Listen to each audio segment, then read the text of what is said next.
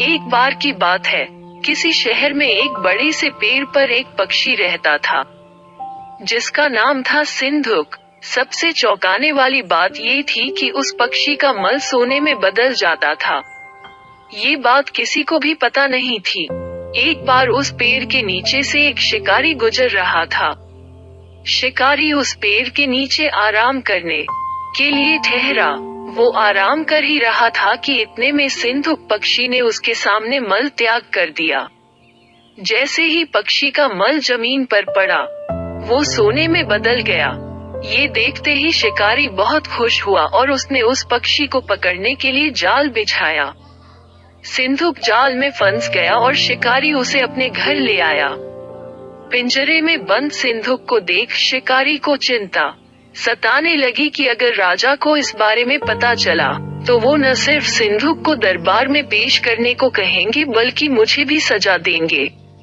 ये सोचकर डर के मारे शिकारी ने खुद ही सिंधुक को राज दरबार में पेश कर राजा को सारी बात बताई।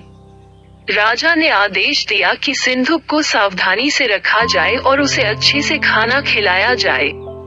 ये सब सुनने के बाद मंत्री ने राजा को कहा, आप इस बेवकूफ शिकारी की बात पर भरोसा मत कीजिए।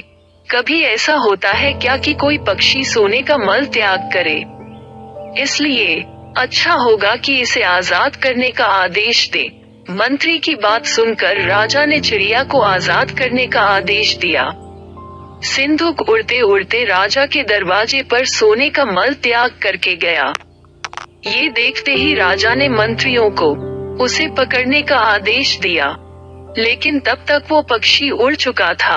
उड़ते उड़ते सिंधुक कह गया, मैं बेवकूफ था जो शिकारी के सामने मल त्याग किया। शिकारी बेवकूफ था जो मुझे राजा के पास ले गया। राजा बेवकूफ था जो मंत्री की बात में आ गया।